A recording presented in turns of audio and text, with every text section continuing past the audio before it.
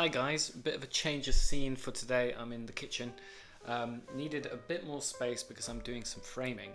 Well, I'm not actually doing I didn't build the frame. I ordered it online. I'm doing some framing today because Wildlife Artist of the Year 2019 is only 3 weeks away.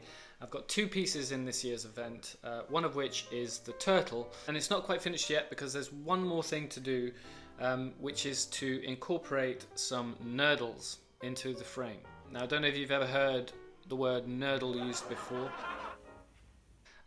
but basically this is a nurdle, and these little guys are real killers. They're basically the building blocks of all plastic. They come in all different colours and shapes, but really just one size, tiny. Now, I'm not a nurdle expert, as you could probably tell, but someone who is my friend Dan, who works at Fauna and Flora International as a marine environmental specialist, and he's here to tell us a little bit more about nurdles and the impacts they have. Can you say nurdle? Oh. Don't eat them. So this is a nurdle, also known as a plastic pellet. Some people also call them mermaid's tears. You need about 600 of these just to make one plastic bottle. Basically, the way they're made is that when the plastics industry or the oil industry extracts fossil fuels, they kind of shoot the oil at very high temperatures into tubes, and then you have really, really long sticks, basically of increasingly hardened oil that then gets chopped up into tiny, tiny little pieces, and this is what comes out. Whilst that's a very efficient way of making something, it obviously is a kind of a high risk, given, as you've seen, how tiny they are and how easily spilt. And as a result, unfortunately, these are now a kind of new part of the beach combing experience.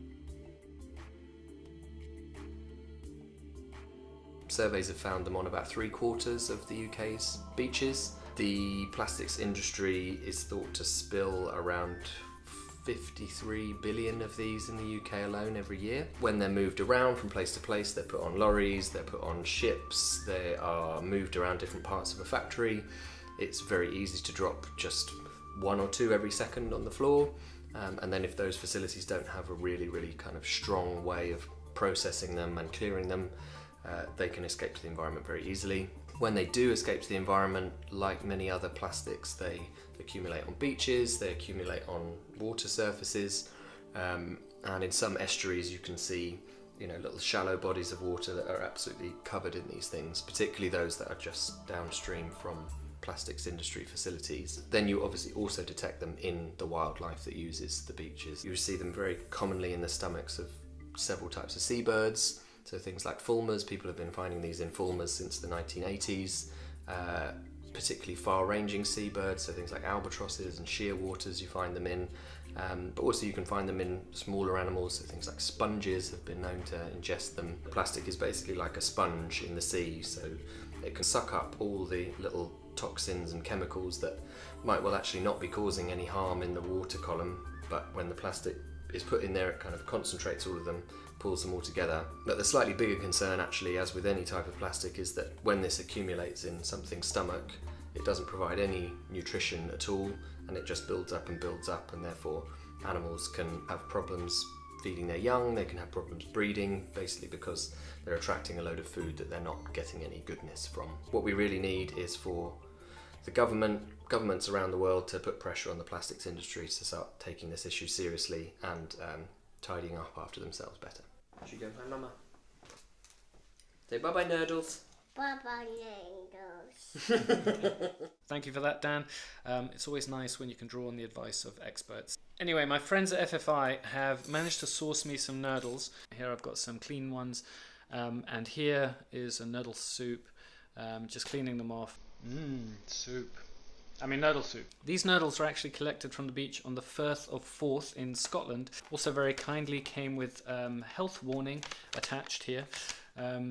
These are marine litter, definitely not clean. And they're not completely sorted, so there's potentially bits of debris in there. There might be bits of glass. We don't want to be handling that. So I've got them stewing in this broth, and then I'll transfer them over, dry them out, and then we can start attaching them to the frame.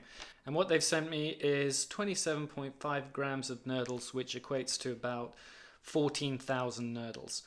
So I don't know if I'll use them all, but I'm definitely not going to let these guys escape back into the environment. If I don't use all of them, I'll use them on another piece. But anyway, thank you very much, FFI, for that. Always on hand to help. And really, they have been trying to get this message across for years.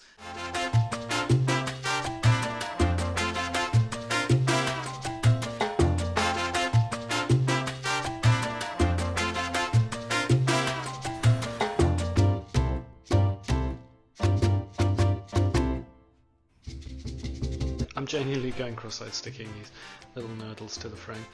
We're going to have a little break, I think. For anyone who read my article in BBC Wildlife, put the link below. If you haven't, don't worry.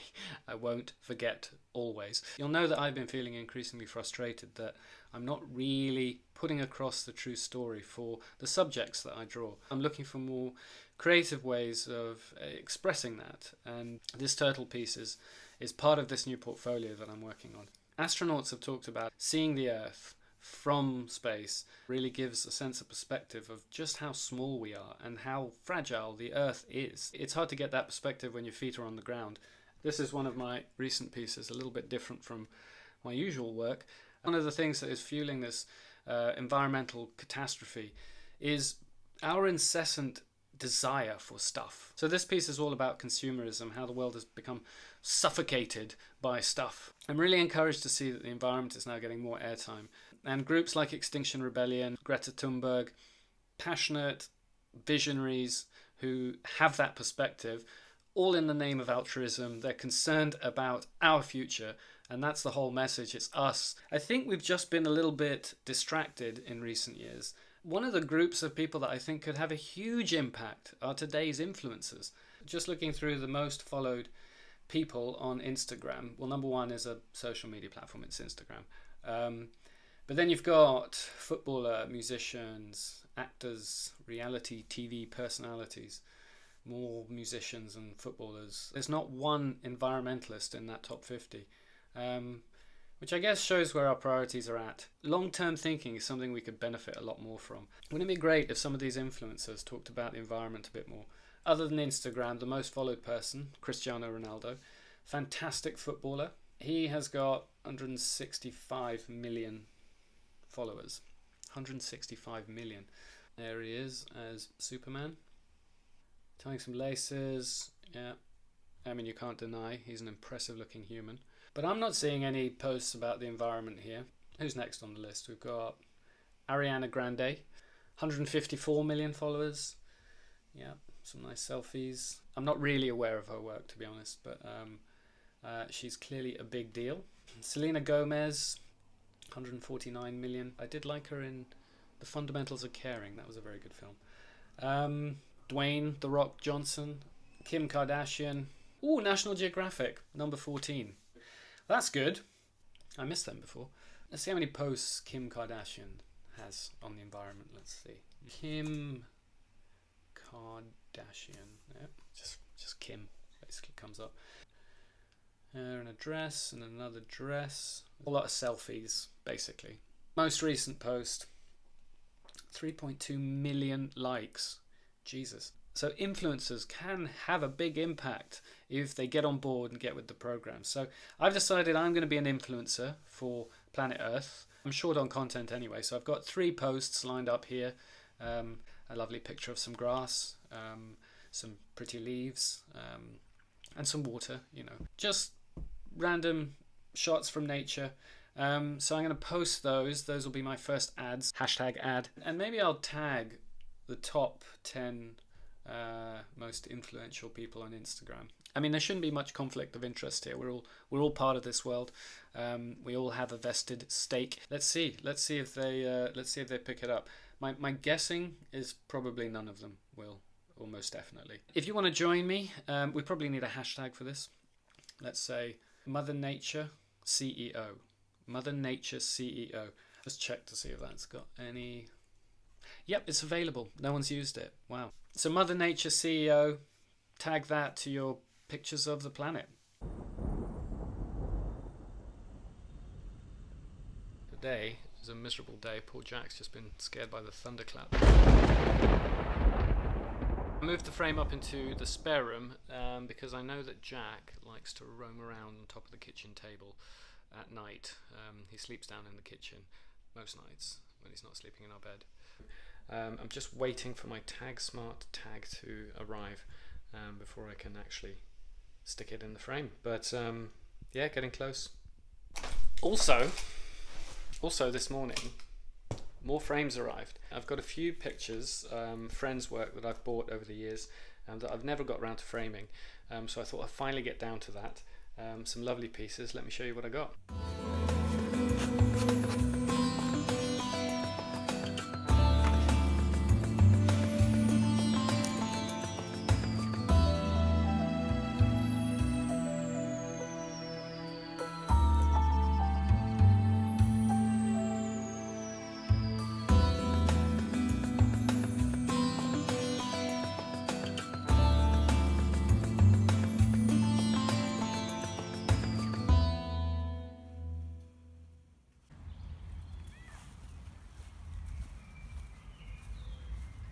Getting towards the final stages now. I'm almost done with attaching the nurdles. It's looking quite nice. One of the things I wanted to do with this piece was make it look really beautiful, and these nurdles do serve to that effect because they are rather lovely to look at, as treacherous as they are. So hopefully it's quite effective in that respect, but I'll do the big reveal. If you'd like to see this piece in the flesh, so to speak, it's going to be on show at the mall galleries at the end of the month, between the 29th of May and the 2nd of June, as part of the annual Wildlife Artist of the Year exhibition. Do go along, it's always a fantastic show. The standard of work out there is jaw-dropping. So we'll see what happens. Fingers crossed. You know what they say, 11th time's a charm. Keep being an influencer for the planet. Unfortunately, the planet doesn't pay that well, so if you'd like to support my work, you can find me on Patron at Aveling Artworks. Anything you can swing, even $1 a month, would be really appreciated. Thanks for watching, and I will see you all soon. Hopefully see you at the exhibition.